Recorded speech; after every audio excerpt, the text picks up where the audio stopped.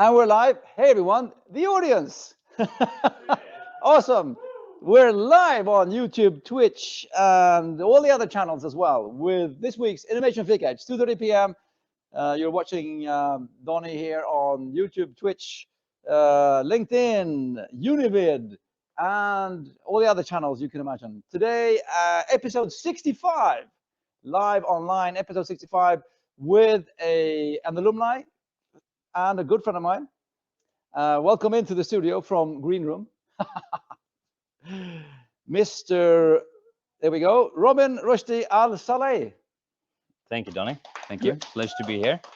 Thank you. You see, the crowd's going wild. They are. We actually have a lot of online viewers today. We have almost 50 people signed up online as well. So I'm setting right away. Post your questions online. Keep them coming, all the comments and the questions online as we go on. But as we always start these shows every Wednesday afternoon, 2:30 p.m. here on LinkedIn, I always start by asking my guest, who are you and what do you do? Well, my name is Robin Rushdi, and I'm the CEO and founder of Vakansa.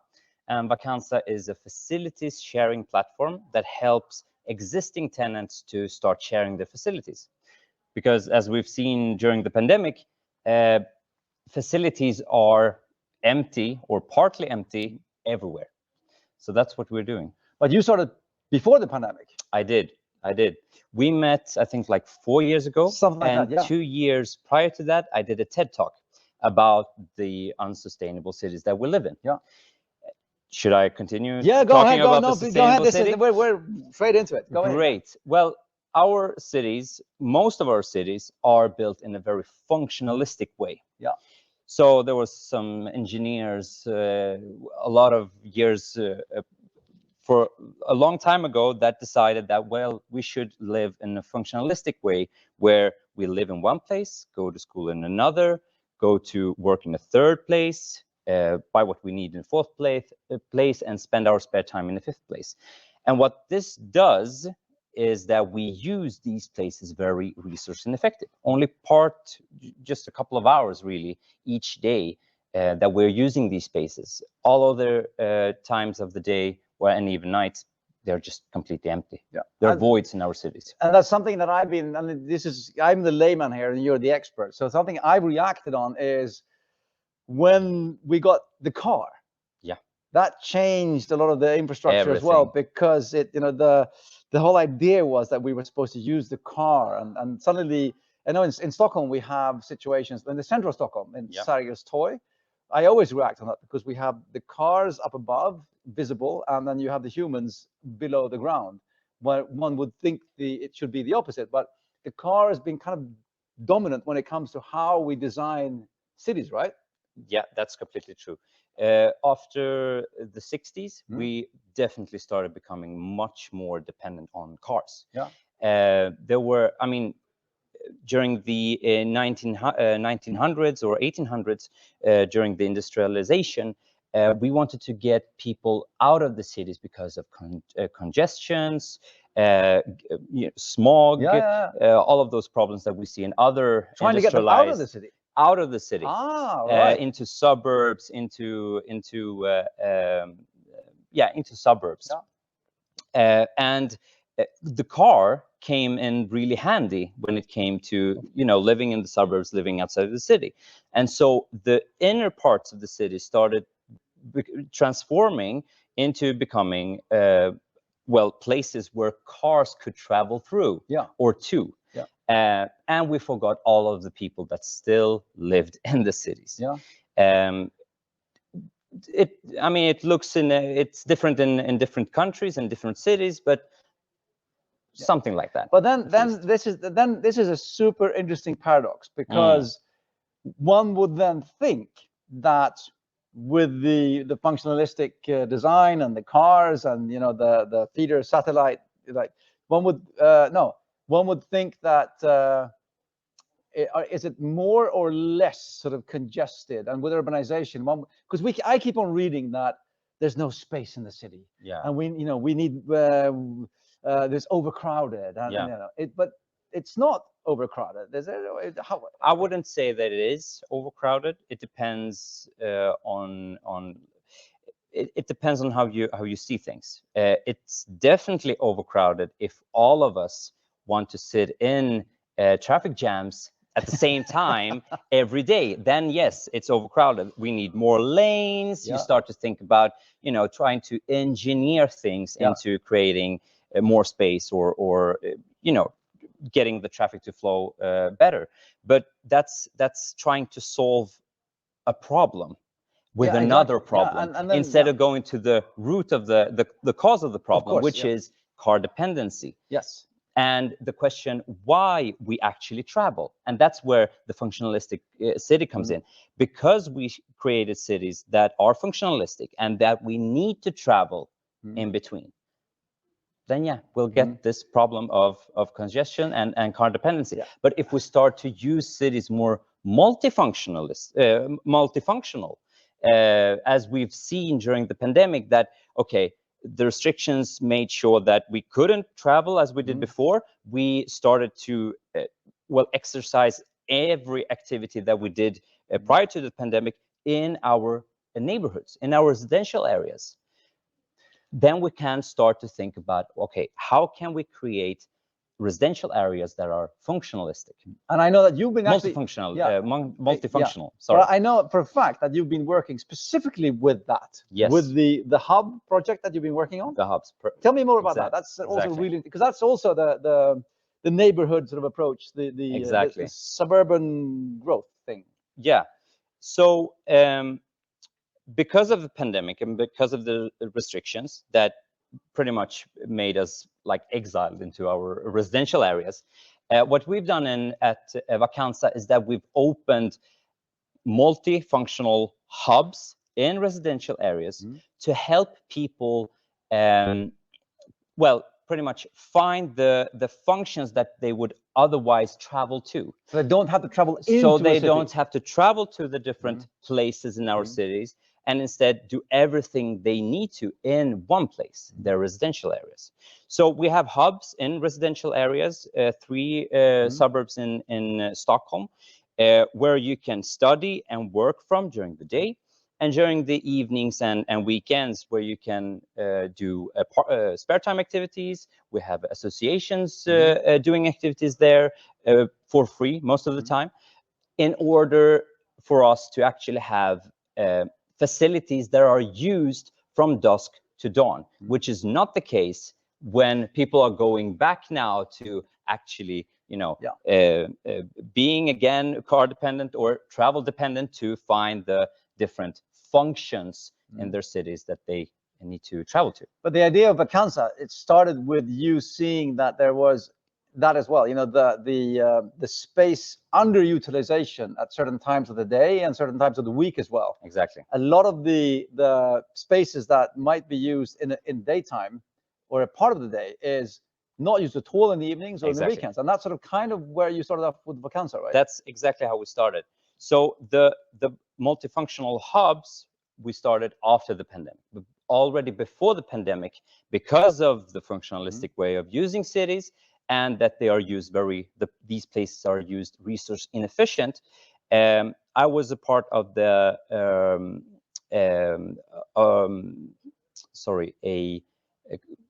Kungliga Ingenjörsvetenskapsakademin. Yes, that one. Try to translate that to English. Anyway, and we did a report analyzing how much office spaces were actually used. And what we came down to is that we saw that office spaces were used as little as 10% of the time. 10%? 10% of the time. Oh, continue. I think we're still recording. We're still recording. Perfect. Yeah, so 10% of the time. And schools were used as little as 16% of the time. 16? 16. 1/6. But that means that I'm trying to do the reverse math. It's unutilized between 90 to 80% of the time. Wow. We could exclude, of course, nighttime when people are sleeping and everything, but there is still a potential of, 2 digits of using when it comes to time. That's a lot. And that the those premises are usually quite large as well. They are large and they are the most used ones. Yeah. So we can just imagine how little every other, you know, building or building is used. And but how that, so then I know you started Vakansa with the idea to, you know, be able to share the space that you had. So Yes, if you exactly. if you have space, you can actually go to Vakansa or get in contact with Robin, and he can help you share the space. Start with contacting us because our platform is going through a redevelopment. So contact me first, and then we'll fix it. Hey, he's a startup, so you know it's Startup. always in beta. Always in beta, yeah. Yeah, but that's, you know, that's a start. So I think, but also a start is to just understand that there's, you know, there's a possibility of actually utilizing the space we have around us in a much larger extent than we do, because there's a tendency to like always want to build new stuff. Exactly. Always want to take another place. And I'm going to put the lights on again because I can see they're happening. Things are happening here. Timers. Yeah, it's energy efficiency. Energy efficiency, exactly. It's positive. We're standing too still. That's probably why. No, coming back to what I was saying, the underutilization and this mindset of that we can actually use our spaces to more things than we think. And I know, I mean, I know that we've talked about this online as well, you and me, but you know, there's a tendency of always wanting to build new things. Yeah. And I know that you've said, one of your quotes, and I will quote you now then, is that the best building is the one that's never built. Yeah, the most sustainable building. Yeah, exactly. Sorry, the most sustainable building is the one that never built. Exactly. So what do you mean by that? So, I mean, we know today that the construction and real estate sector is one of the biggest emitters of greenhouse gases and the biggest exploiters of resources as well, tearing up big scars into our planet right now. And so that's where it all started. Okay, so if we have a sector that is contributing to all of these environmental and climate negative environmental and climate effects, well, we should perhaps stop doing those activities and try to understand, okay, how could we use what we already have in a more resource effective way? And if that's a fact, which we already have established, that offices are used prior to the pandemic, I need to point out again, prior to the pandemic, only about 10% of the time, and we could perhaps use them at least the double of that time-wise, then we should perhaps try to use them instead of trying to always but just doubling meet a need that is. But just doubling what we do today, would make an enormous change, it and that wouldn't, and it still wouldn't fill up the time of. It wouldn't, exactly. It wouldn't. Great. We're getting questions here from the audience. That's why we have the live format here from Mustafa Sharif. What are the 3 challenges that Vakansa is facing now? Why the offices don't join you and give the spaces to Vakansa? 3 challenges. Okay, so the first challenge, Mustafa, thank you for the question, is that we're redeveloping our platform. So that's one challenge we have right now at Vakansa. Another challenge is the rules and laws and rules that are put into structure right now, into system in Sweden and in a lot of other countries and nations around the world that doesn't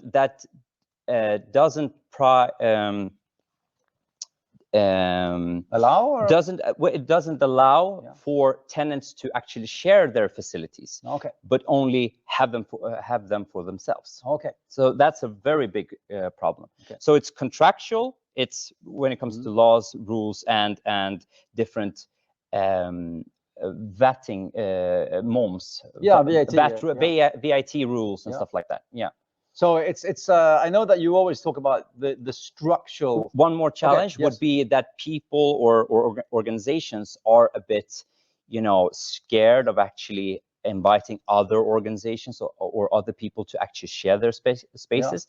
But I think that's something that is. Well, that's a mindset thing now, because it's a mindset thing. Because I know that we here at KTH there was research done on ride sharing. And then, they did this theoretical calculation of if everybody did car ride sharing, Yeah. we could cut the amount of cars by 80% because there's enough cars out there, and the cars are standing still 96% of the time. Yeah. And are used by one person in a car. And then you've seen these images of see a traffic jam highway, and so you take away the cars and leave the people on the ground, and you can see how few people are actually taking up all of that space. Exactly. But going from that to telling people to get into the car with each other and why, that was a whole different thing, mindset-wise. Yeah. So I'm guessing it's the same kind of cultural and mindset hinder here as well when it comes to Mustafa's last question there of why don't they just sort of give you all of their open space? Because I mean, it's we are primed into wanting to own resources, then share them, because we find it perhaps unsafe or a bit uncomfortable, or when it comes to cars, you also want to perhaps know where to find your car and that it's clean, and all of these excuses in my mind. They are. Because if you could also perhaps share the cost of having a car, as well as spaces, or actually have other people that could also fix your car, have a mindset that is more focused on solidarity and sharing, and I think people would find a lot of benefits, but most of them or some of them are not really there. So we need to it's when it comes to changing habits, that takes time. Anyway, that's usually the highest cost and the highest price we ever ask anybody to pay is changing their habit. And I know you talk a lot about the solidarity thing with the whole neighbor approach as well. It's actually, most people don't even know who their neighbors are. Yeah. And then they might see a name on a letterbox, but there's almost zero interaction. Yeah. I know that something else that you also talk about, the whole. Well, I mean, when it comes to the social aspect of actually knowing your neighbor, or knowing all of the people in your company or organization, I think a lot of people that have been working remote will know this firsthand, that if you started a new company, you perhaps haven't had the chance to actually get to know everyone, and that does a lot to the gemenskap, to the community, the community feeling in the company. And that's the same for our residential areas, our city districts, our cities, we need to work on those social interactions and inclusiveness. I mean, I grew up in a very, very small city.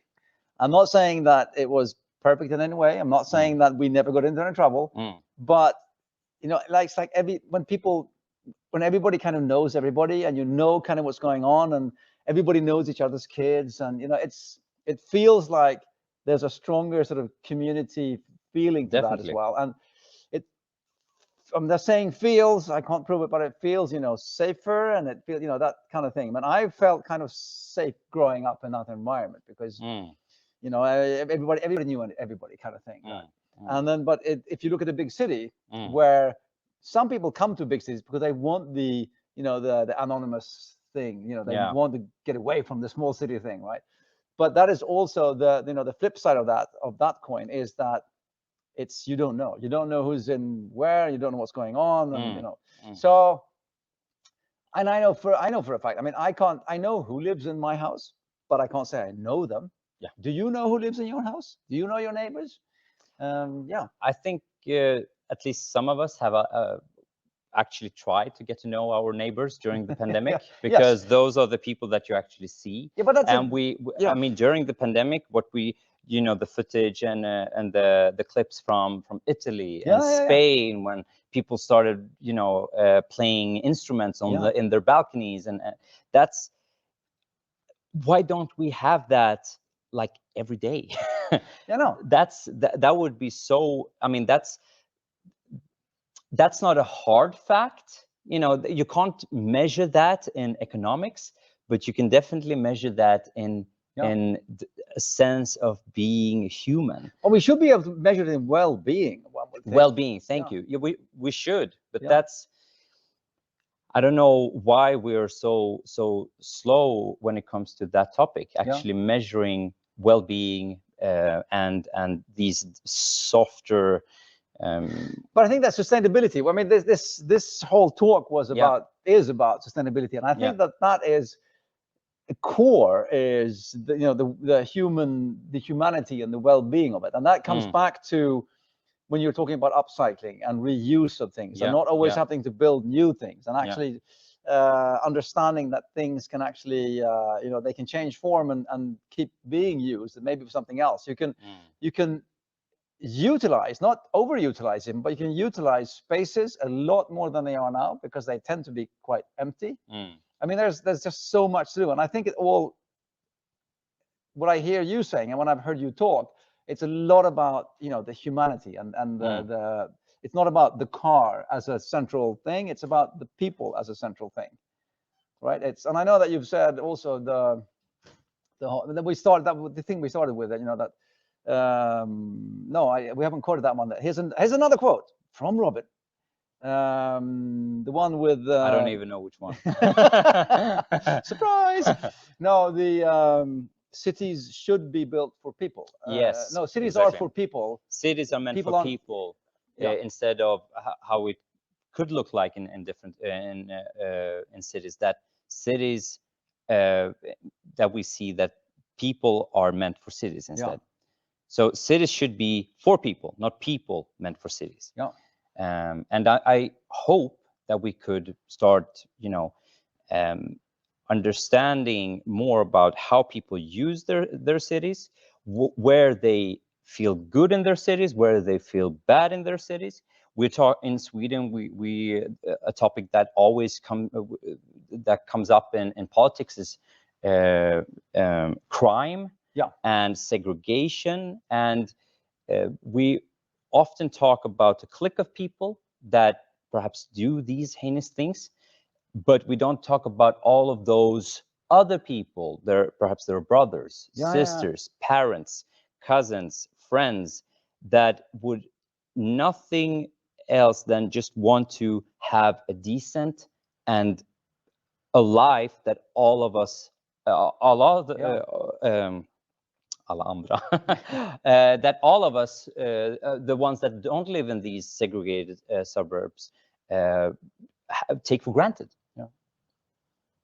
And I don't think it's too much to ask to actually help those that are underprivileged to perhaps not become privileged, but at least not be underprivileged. Decency and solidarity. Solidarity is a word that people don't even use. I know.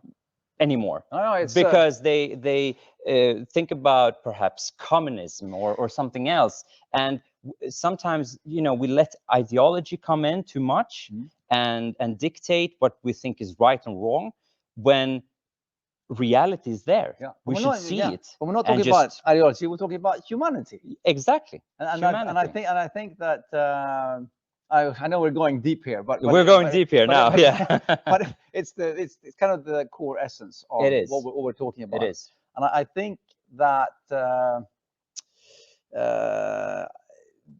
to everything you're addressing when it comes to how to live sustainable and understand that we are all part of it. It's not somebody else's responsibility, and I can do what I want. We are all part of it. And me as a human being, together with other human beings, it's us and our interactions that actually create the sustainable or unsustainable way of living. I'm looking at the time here. It's 14:54. It's a half an hour coffee break, Innovation Fika, every Wednesday, 2:30. And at the end of the show, I always have the top 3 tips from the guests, because the guests are here to share their knowledge, their inspiration, and their tips for us to learn things. And today we have Robin's top 3 tips regarding sustainability and urban sustainability and everything we're talking about here today. And city planning, And city planning. And tip number 1 is share your space or spaces. Definitely. use what you have. And there are a lot of organizations from civil society, from you know, associations that work both with you know, culture and a bunch of things that are looking for spaces for their activities. Invite them. Let them use your spaces. They mostly need them during the evenings and weekends. And that's probably those times of the day when you're not there in in these spaces. So make use of them. Don't let them stand idle. And see this as a business proposition. Yeah. I mean, they can pay for it. They could pay for it, perhaps not a lot, because there are associations, but it's also a, you know, a corporate social responsibility, CSR. Use it in those ways as well if you want to. Perfect. Tip number 2, consume consciously. Yeah. And that's why I actually work in the real estate sector, because cities are, as we call them, resource consuming entities. We haven't addressed the linear economy and circular economy. That's another another topic, another show. October, but we need to. It's the same thing with spaces as with everything: cars, clothes, food. Use what you have. And if you really need to consume, I don't like the word consume, but if you need to buy something that you need, just buy what you need. Don't buy too much. Don't over consume. Consume consciously. Yeah. And I think that's a really, I mean, that's a really valid way of saying it as well, because we know that people will consume. Yeah. But if we can at least affect them to consume consciously, as you're saying, exactly, they can pick things that can live longer. They might even pick something that is upcycled, that isn't sort of newly produced. Exactly. They can pick things with more sustainable material. You mentioned the Systembolaget, the Swedish national store where you buy alcohol. Yeah. The green labeling there. Exactly. They have green labels on bottles that are on the bottles. Yeah. Exactly. Pick the green label. Make it easy for you as well. Exactly. And tip number 3 is hang out with your neighbors. Yeah, I think I you know, with a lot of companies try to talk about social sustainability. Social sustainability is to actually work or act socially with other people. You can't just talk about it and think that, you know, top down try to create social sustainability. You have to work socially to actually make something socially sustainable. And I think that comes back to what you were saying and what we were talking about that as well, that it's, you and I, we are a part of it. If we're talking about the community, that's us. Yeah. We are the community. Don't expect anybody else to do it for you if you're not doing it. I mean, you're doing it yourself. So you are a part of the community. We all are. It's a human-centric approach we're talking about here. Yeah. Let's just hope that we've learned something from the pandemic. Let's just hope that we've sort of enjoyed the fact that, oh, I had some neighbors. I can stay out here and enjoy nature as well as work, and not go back to the car rat race, sitting in car queues thing. Let's hope and try and influence people not to go back to that. Exactly. With that, we're almost on the nose, 3 o'clock. It's Innovation Fika with Donny every Wednesday afternoon. Episode 65 today with Robin, a dear friend of mine, and the founder of Vakansa. Go into vakansa.se and check out their offerings there and how they are trying to help us all to live and work and play more sustainably in cities. Thank you so much, Robin, for today. Thank you so much. And thanks, everyone. Donny. Thanks, Mustafa, for asking the question as well. And goodbye. And